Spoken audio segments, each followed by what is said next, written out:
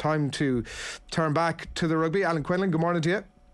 Morning, lads. How are you? How are you keeping? I'm good, thanks. Down yourselves? You're flying solo this week, so you're happier. You've got the airtime to yourself. I know it'd be lovely to have him on again, Rog. Always good to have him on. He was a bit grumpy last week, wasn't he? Well, we made him a bit grumpy. We made him a bit grumpy. Well, What, I don't know if you caught any of the conversation we were just having, but we're going to get into in a couple of moments' time, so stay tuned, everybody who's still got no interest in the URC final. Quinny is going to pick his team that he thinks should start the first test against New Zealand. But before that, will you watch the URC final this weekend? Yeah, I will. It'll be interesting to see who wins that, and I'll definitely watch it. Yeah, I think Evan Ruiz, who plays number 8 for the Stormers, he's been absolutely fantastic. So there's a few players in there I definitely keep an interest on, and Elric Lowe, brilliant. Marcel Coetzee for the Bulls.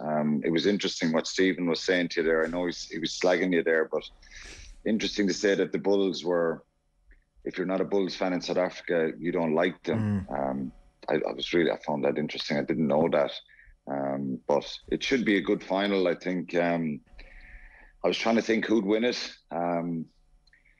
Obviously, the way the Stormers play, it's a bit more expansive and it's more attacking. But given the continuity and the cohesion that the Bulls have had in the last while, I think I'd fancy them to probably win it. But I'll definitely watch it. All right. We've asked you to come on this morning and pick out your 15 that you think is going to start, or that you feel should start the first test against New Zealand at Eden Park on the 2nd of July. And so we'll get straight into it. Do you want to kick us off with your... I've made my 15 as well, so we can compare, contrast, debate, all of the above as we go through it here. Where do you want to start?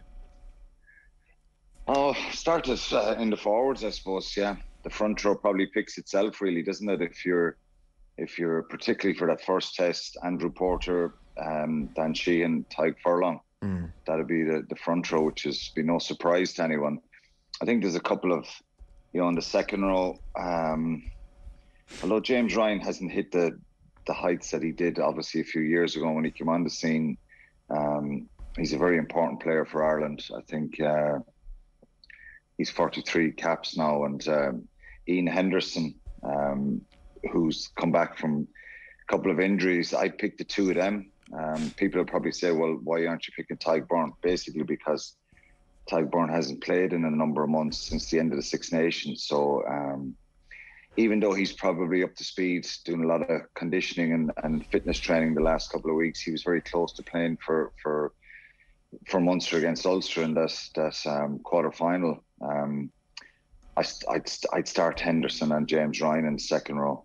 And in the back row then... Stall on a second there. I better stop. I'm with you on the front row, and I've gone for Beirne instead of Ryan in the second row. So we're saying it's Ryan +1. You're saying there's a little bit of match fitness possibly, and maybe he can work some of that out with the Maori game obviously in advance. What are the key...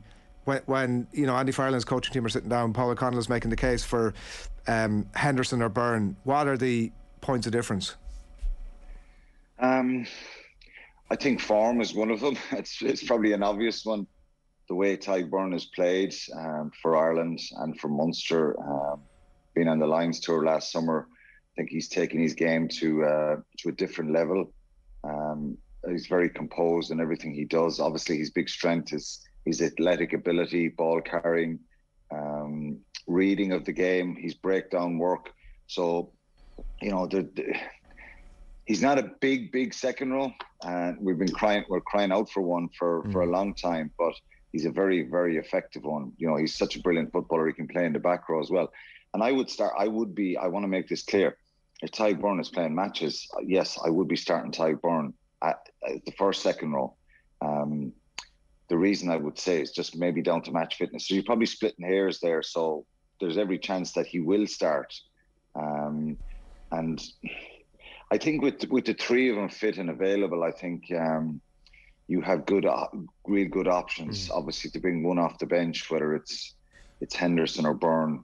James Ryan hasn't been really in that position. He's more of a starter when he's been available in the last couple of years. But look, hopefully they're all enthused and fresh and ready to go when that first test comes about. But Beirne brings incredible dynamism and energy and and his footballing ability around the field. I think Henderson obviously has a lot of qualities at the breakdown as well. And if there was any criticism at any stage that I've ever had against Ian Henderson, it's just that aggression and physicality and a bit of nastiness that you would want. He's a big physical player.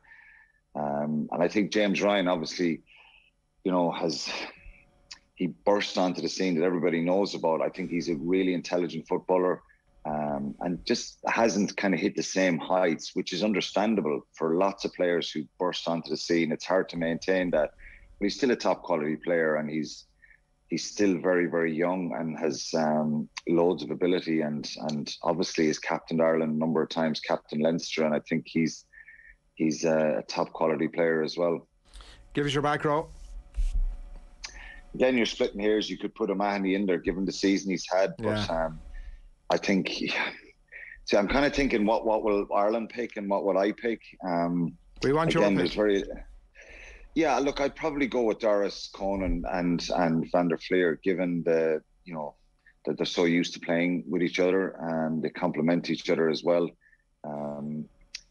The other option, again, there's nothing really in this for Peter O'Mahony to start at 6 and Caelan Doris to play at 8, and Josh Van der Fleer obviously starts at 7. So the team that I went for was Conan, Van der Fleer and Doris, again, with the ability to have Peter O'Mahony coming off the bench is brilliant. But again, no issue whatsoever if Peter O'Mahony would start at 6, because I think he has had a really, really good season for Munster. He's been very consistent in his performances.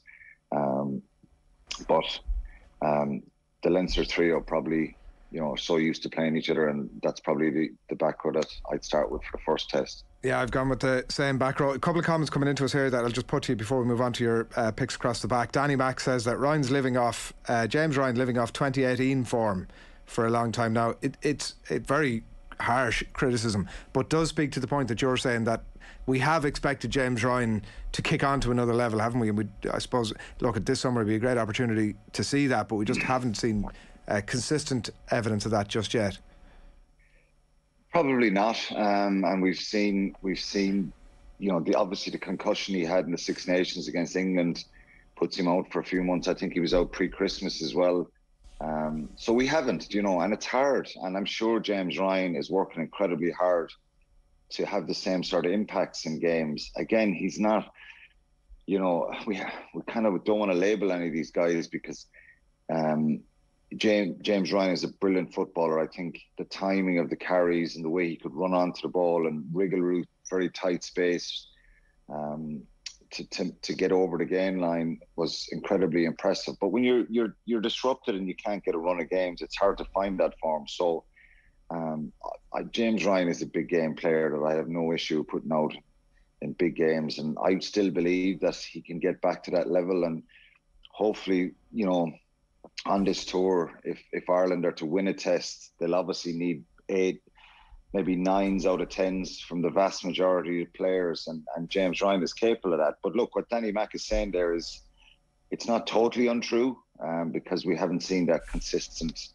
level of performance from James. Yeah, and Andrew Garrity, to be fair, says that he feels sorry for James Ryan. The concussions have really impacted his form, which is in your point. And Thomas Gray saying that he feels that over the last 12 to 18 months, if it's picked on form, he feels it's Byrne and Henderson in the second row. So that's just a couple of comments. Could be true as well, yeah. That could be the case as well. Give us, get into the backs first.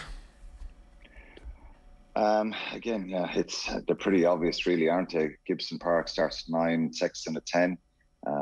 And then again, I just think with the way Robbie Henshaw, he's a bit like Tadhg Beirne, isn't he? I know he's not a lot of rugby play this season because he had an injury pre-Christmas as well. I just think he's someone that you've got to put on your team sheet, given the impact and the quality that he has. Can I ask you on that, Quinlan? Sorry to interrupt, just for a second, because obviously he was. I don't know if we still fully got to the reason as to why he was left out some of the big games in the Six Nations. Do you think, is there still a question? Because I would feel very similar to you, and I think a lot of people would, that he's one of the first names on the team sheet. It looks as if the coaching ticket maybe aren't as convinced as that.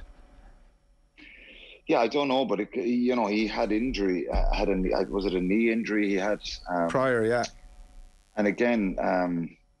you know, probably some of the bangs and knocks and niggles that these players have now, they don't kind of reveal them anymore. So I just think the thing that kind of tips it in the balance for me, and Bundy Aki is a brilliant player as well, and I think he's someone who's such a strong character, Bundy Aki, that he'll be really important, and I'm sure he'll start one of the tests in New Zealand. They may play together. That experiment probably happened a few years ago on a couple of occasions where Henshaw and Bundy Aki play together. I think you have to have Gary Ringrose in there if you want to attack. His silky skills and his evasive running are really important to the attack as well. And but I think Robbie Henshaw, the thing that kind of tips it for me over Bundy at times is just his work rate, and his decision making and his defensive work and his ability to just keep turning up, carrying, making those carries as well. So very little in it. I think James Hume would come into the equation for maybe one of the tests, and maybe he's closer to Gary Ringrose now than we've seen, having an outside centre who has that ability to step and take people on when you get the ball in their hands. If you were looking for a surprise call, Quinny, like a selection that might surprise everybody, that could possibly be one. It could happen, yeah, it could happen. But if you're expecting Gary Ringrose or James Hume to unlock a New Zealand defence by giving them the ball I think maybe I'm wrong because I didn't play in the backs, but I think for me, Gary Ringrose or James Hume or that type of player, try and get the ball in their hands as early as possible, as quickly as possible, and let them run on people, particularly early in the game.